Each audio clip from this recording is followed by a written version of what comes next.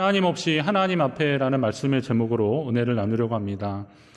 선악과 사건 이후에 하나님이 입혀주신 가죽옷을 통해서 죄는 미워해도 여전히 인간을 사랑하시는 하나님의 마음을 확인한 아담과 하와는 참 감사했겠죠. 하지만 더 이상 그들은 에덴에 머물 수 없었습니다. 하나님은 이미 하나님과의 약속을 깬 아담과 하와를 죄를 짓기 이전의 상황으로 받아주실 수는 없었습니다. 여러분 명심하십시오. 죄는 용서하시지만 죄의 대가는 분명히 있습니다. 죄의 영향력이나 죄의 결과들은 분명히 있다는 거예요. 그것은 바로 예수 그리스도의 십자가 사건만 봐도 알 수 있습니다. 그것은 우리가 죄의 값을 지불한 것은 아니지만 나의 죄 때문에 하나님이 그렇게 해서라도 죄의 대가를 지불하셔야 하기 때문에 그런 일이 벌어진 겁니다. 따라서 죄는 분명한 대가가 있는 겁니다. 예수님이 십자가의 죽으심으로 우리의 죄를 대신하셨습니다. 죄는 어떤 형태로든 그에 따른 대가가 있는데 오늘 아담과 하와가 에덴에서 쫓겨난 것도 바로 그 죄에 따른 결과라고 보면 됩니다. 에덴에서 쫓겨난 사람들 한번 보십시오. 에덴이 아무리 좋은 곳이라 하더라도 아담과 하와는 더 이상 에덴에 돌아갈 수 없었습니다. 쫓겨난 이후로 다시 돌아갈 수 없었습니다. 하나님이 에덴 동산 동쪽에 그룹들과 천사들과 두루 도는 불칼을 두어 생명나무의 길을 지키게 하시니라 그랬습니다. 다시 그들의 에덴으로 들어오는 것을 막아버리셨습니다. 그리고 오늘 본문 22절에 보면 여호와 하나님이 이르시되 보라 그러셨습니다. 보라. 영어로 말하면 이게 behold, 이렇게 주목해서 보라 이런 표현이지만 그런데 다시 보면 이거는 어떤 말이냐면 어떤 것을 보라는 얘기보다는 하나님의 좀 탄식에 가까운 말씀입니다. 봐라. 이 인간들을 봐라. 이 사람들 봐라. 삼위의 하나님이 보라라고 이렇게 하시는데요. 인간의 죄로 인한 하나님의 탄식으로 이해해야 하는 겁니다. 시편 55편 17절에 보면 저녁과 아침과 정오에 내가 근심하여 탄식하리니 그런 표현이 나옵니다. 저녁, 아침, 정오 이거는 이제 아침, 점심, 저녁 그 기도 시간들을 말하는 건데 하루에 적어도 3번 정도 기도를 했는데요. 기도할 때마다 탄식하는 거예요. 왜 탄식하는 겁니까? 나의 죄로 인하여서. 때로는 나의 억울함 때문에, 나의 분통, 한탄스러운 그런 상황들 때문에 탄식하는 겁니다. 이런 탄식들이 피조물의 탄식들입니다. 그러나 하나님의 탄식, 이 주님의 탄식은 조금 차원이 다릅니다. 하나님은 어쩔 때 탄식하는가 봤더니 우리 예수님의 경우를 보면 알 수 있는데요. 하나님의 뜻을 이해하지 못하는 사람들을 볼 때 주님이 탄식하셨다 그러셨습니다. 안식일에 병자를 고치셨는데 한쪽 손 마른 자를 주님이 고치셨는데 그들이 안식일에 병을 고친다고 수군거리고 고발하는 사람들, 이런 사람들을 보고 탄식하십니다. 마가복음 3장 5절에 나오는데 그들의 마음이 완악함을 탄식하사 그랬습니다.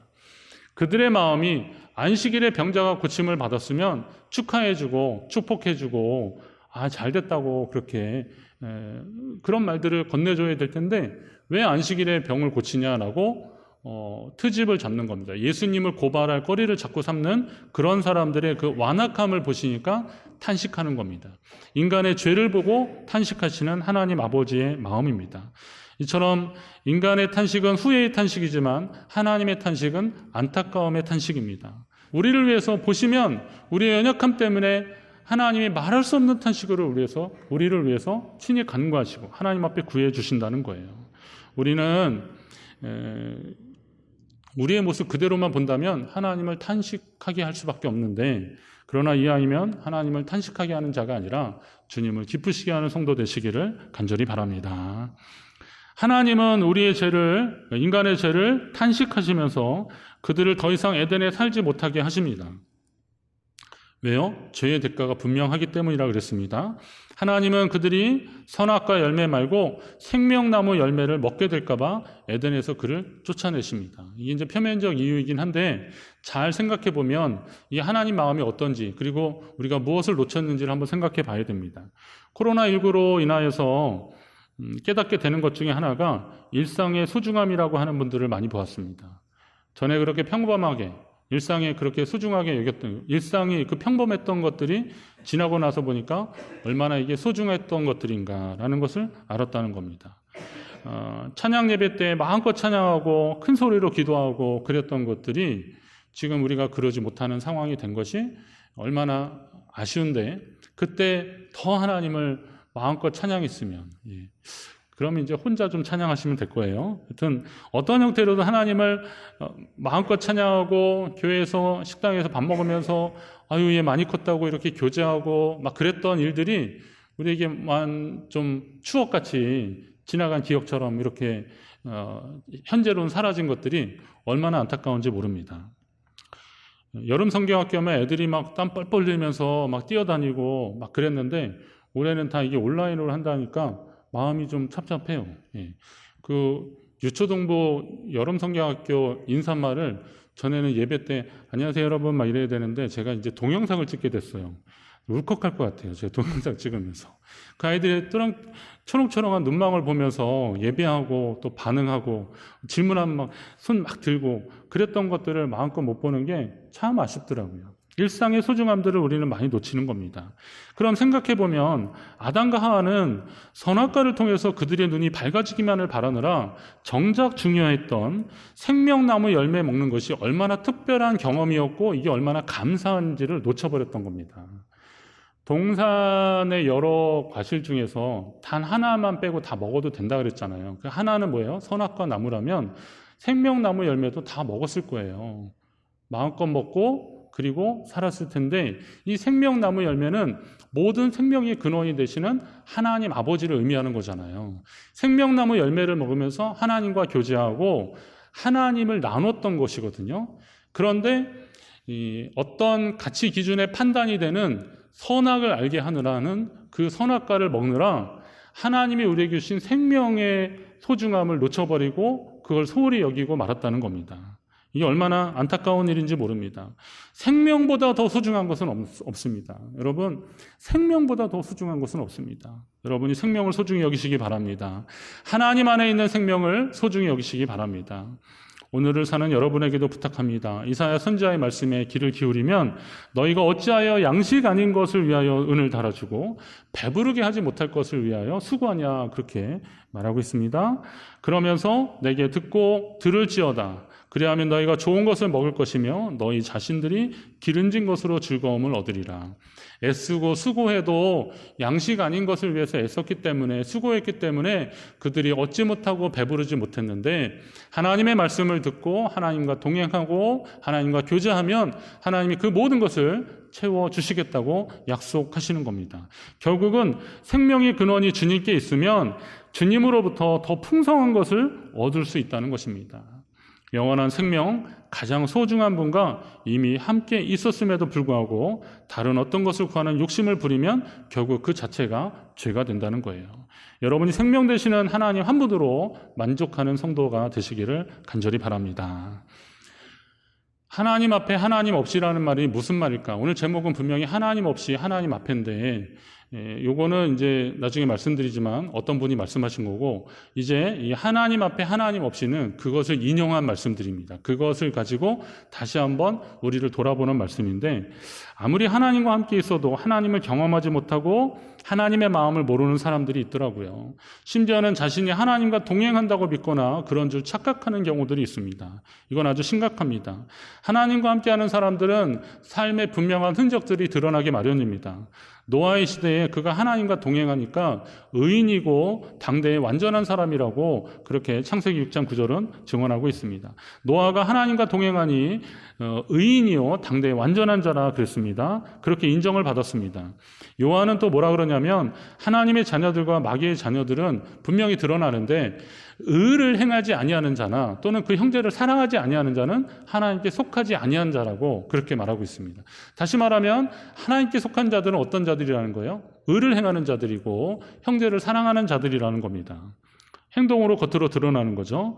자, 요한 3서에서도 그런 말씀합니다. 선을 행하는 자는 하나님께 속하고 악을 행하는 자는 하나님을 배웁지 못한 사람이다. 하나님을 봤다면 하나님을 본 사람이라면 결코 악을 행하지는 않을 것이다 라는 거예요. 그러면 우리의 삶으로 하나님을 경험한 사람인지 그렇지 않은 사람인지 경험으로 하나님 경험이 삶으로 드러나게 되어 있다는 겁니다. 하나님과 함께하는 사람들은 삶으로 드러나는데 그 기준과 판단도 오직 하나님이시라는 거예요. 내가 아니라는 거예요. 성령께서 우리 가운데 감동을 주실 것입니다. 따라서 성도는 하나님이 주시는 순전한 마음을 사모하고 하나님이 원하시는 자녀의 삶을 살기 위해서 날마다 최선을 다해야 되는 겁니다. 그런데 자신이 누구보다 하나님을 잘 알고 하나님과 동행하고 있다고 착각하는 그런 부류의 사람들이 있습니다. 신약 성경으로 보면 유대인들인데 조금 더 세분화하면 서기관과 바리새인 같은 사람들, 이런 사람들은 물론 모두가 그런 것은 알겠죠. 니고데모나 이런 사람들은 조금 예외겠지만 대부분의 서기관과 바리새인들, 예수님께 책망을 받은 이 사람들은 어떤 사람들입니까? 이 사람들은 자기들이 하나님 편에 선 사람인 줄 알았고 누구보다도 하나님을 사랑하는 사람인 줄 알았습니다. 그러나 요한복음 5장에 예수님이 베데스다 연못에서 병자를 고치셨는데 그날이 안식일이라고 병자를 고친 분도 책망하고 또 안식일에 자기 자리를 들고 간 사람을 책망하고 있는 이 사람들을 보니까 예수님이 그들에게 해주고 싶으신 말씀이 있었습니다. 여기 보면 요한복음 5장 42절에 보면 하나님을 사랑하는 것이 너희 속에 없음을 알았노라 그렇게 말씀합니다. 문자 띄워주세요. 다만 하나님을 사랑하는 것이 너희 속에 없음을 알았노라. 너희가 하나님을 사랑한다면 그렇게 말할 리 없는데 너희 삶에 하나님의 사랑의 흔적이 나타나고 하나님을 경험한 사람이라면 그것이 드러날 텐데 너희가 지금 하는 것을 보니까 하나님 사랑하는 것이 너희 속에 없구나. 나는 내 아버지의 이름으로 왔지만 너희가 영접하지 아니하나 만약에 다른 사람의 이름으로 오면 영접하리라. 하나님의 뜻을 모르는 전혀 엉뚱한 짓을 한다는 것이죠. 또 너희가 서로 영광을 취하고 서로가 영광을 취하느라 서기관과 바리새인들은 스스로 의롭다는 사람들이니까 인정받기를 좋아했겠죠. 그래서 그 사람들의 옷이나 복장이나 아니면 그들이 말하는 경구나 이런 걸 가지고 대단하십니다. 어떻게 성경을 그렇게 연구하셨냐라고 하면서 서로 칭찬하고 서로 높여주고 지켜주고 자랑하느라 정말로 중요한 하나님의 말씀을 듣는데 놓쳐버렸다는 것입니다. 그랬으니 하나님께 영광을 구해야 되는데 그 영광을 너희가 받았으니 어떻게 하나님께 영광을 돌릴 수 있겠느냐. 그리고 하나님께로부터는 영광을 구하지 아니하고 어찌 나를 믿을 수 있겠느냐. 어떻게 하나님이 행하신 일들을 알아볼 수 있겠느냐라고 주님 지적하시는 겁니다. 자, 바리새인이 하나님을 사랑하지 않는 자라고 하는 지적은 당시로서는 상상할 수 없는 지적이었습니다. 거의 율법과 동일체 같은 그런 느낌이었는데 이 바리새인이나 서기관들은 근데 그 사람들에게 당신들에게 하나님 사랑하는 것이 없다라고 말하는 예수님의 이 지적은 상상도 못할 지적이었는데 틀리지 않았던 것이 안타깝지만 틀리지 않았습니다. 예수님 그렇게 말씀하신 이유가 있습니다. 서기관 바리새인들은 자신들이 하나님과 동행한다고 굳게 믿었던 겁니다. 그러다 보니까 자신들의 판단이 곧 하나님의 뜻이라고 착각했던 겁니다. 하지만 하나님이 보내신 예수 그리스도를 통한 구원이 자신들의 입장하고 다르다고 생각하니까 그걸 인정하지 않는 거죠. 그래서 어떻게 해요? 예수를 십자가에 못 박는 겁니다.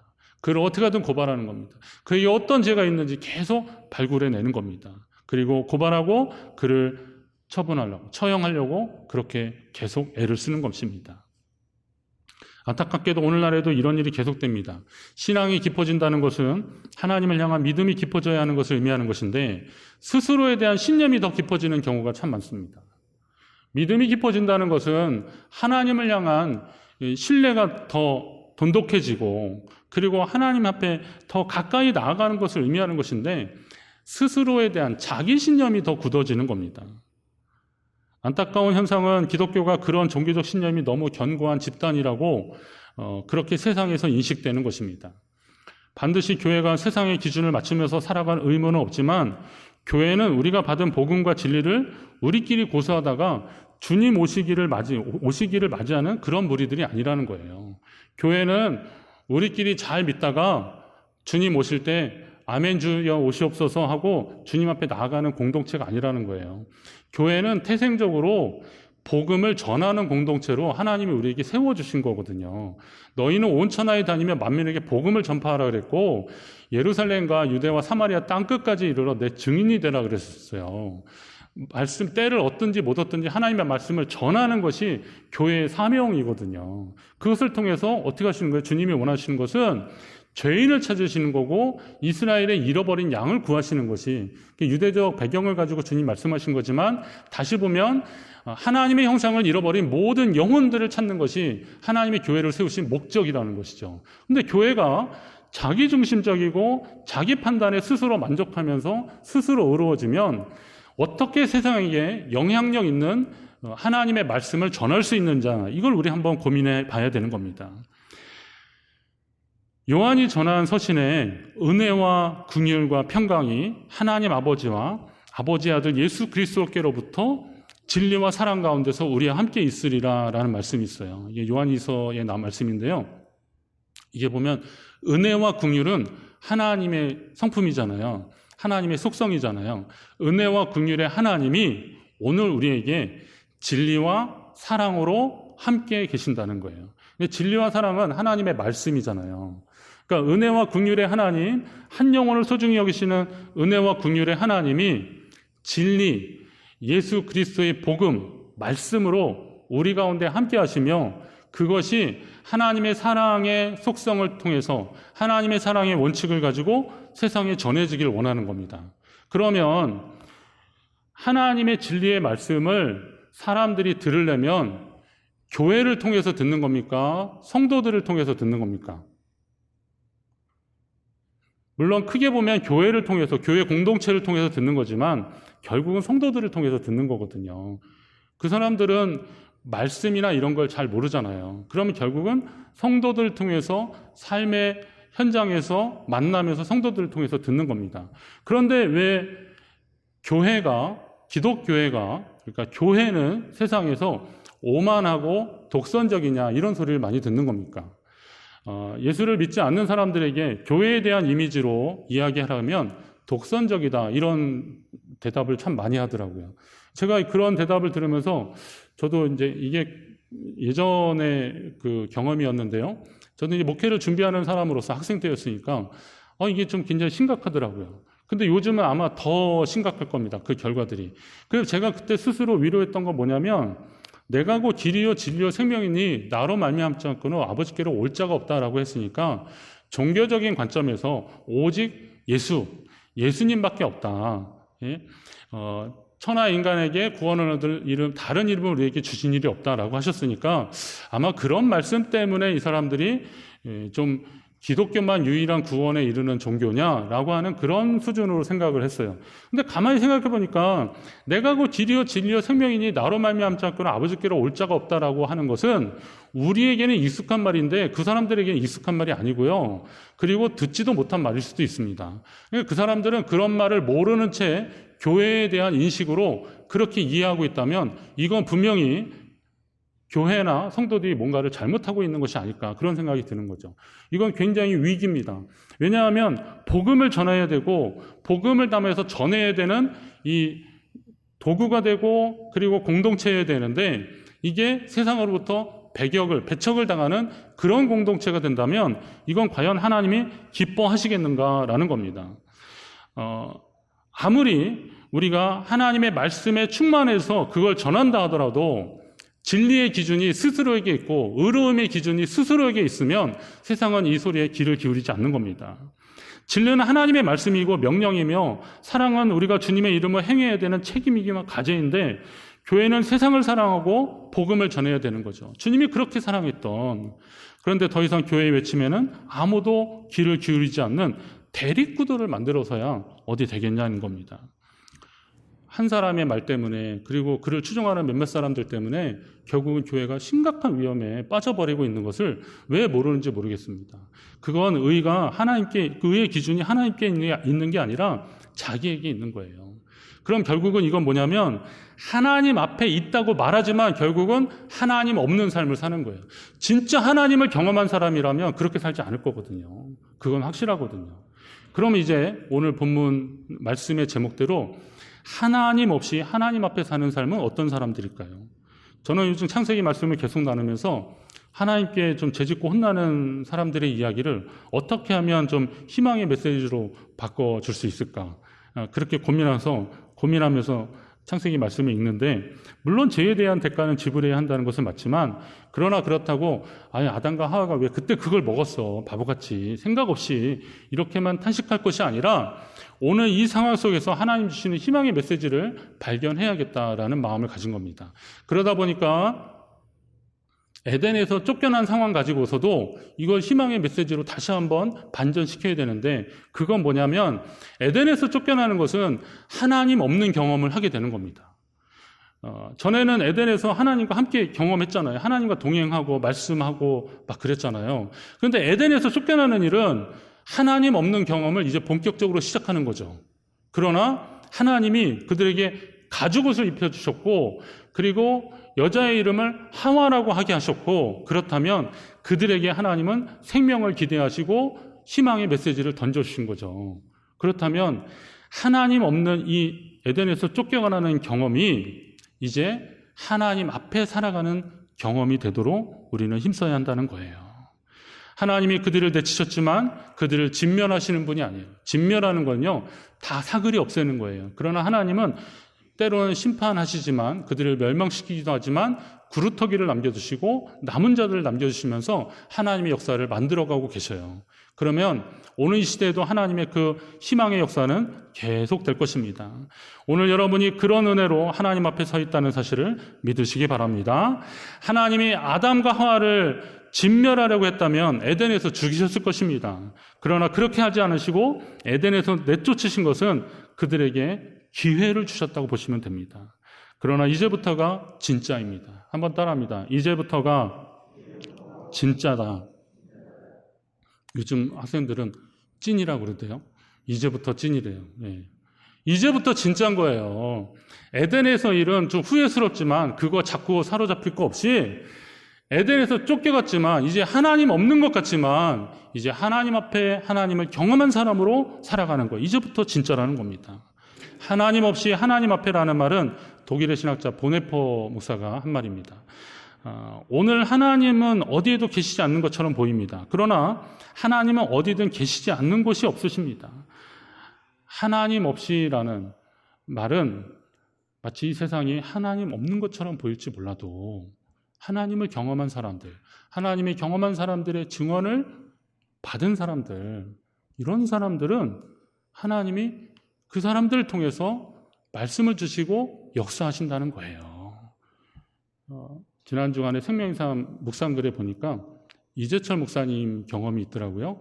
이 목사님이 스위스에 이제 한인 목회를 하러 가셨는데 어떻게 하다 이제 혼자 가시게 됐대요. 사모님도 안 오시고 그래서 설거지고 뭐고 혼자 다 하셨는데, 설거지를 하다가 고무장갑이 찢어졌대요. 그래가지고, 근데 우리나라 같은 마트 같은 거 그냥 바로 살면 되는데 거기는 또 그런 상황도 아니라서 이거 어떡하나 그랬는데, 갑자기 미국에서 옛날 그 성도가 고무장갑을 보냈더래요.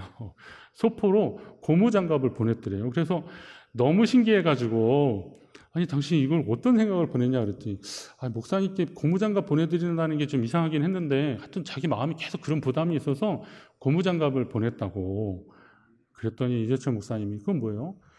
그거 뭐 무슨 특별한 경험 같지만요, 다시 말하면 그 일을 하고 있는 것이 하나님이 역사하시는 것이다 라고 하는 하나님이 확증, 도장을 찍어주는 일들이라는 거죠. 여러분 생에 그런 일 없습니까?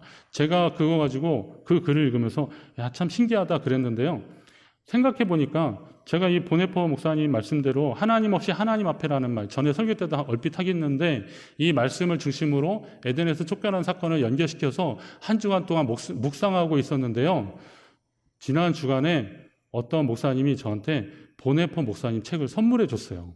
생각해 보니까 네, 시편 묵상집이거든요. 근데 그걸 선물해 줬더라니까요. 나도 이재철 목사님만한 경험이 있구나. 이렇게 하나님은 삶의 순간순간마다 하나님이 없는 게 아니다, 하나님의 임재와 하나님의 경험을 우리에게 가르쳐 주셨다면, 마치 세상은 하나님 없어 보이지만 그러나 우리는 하나님 앞에 사는 사람으로서 하나님 앞에 사는 심정으로 여러분의 삶의 날들을 하나하나 세워 나가십시오. 그렇다면 어떻게 되겠습니까?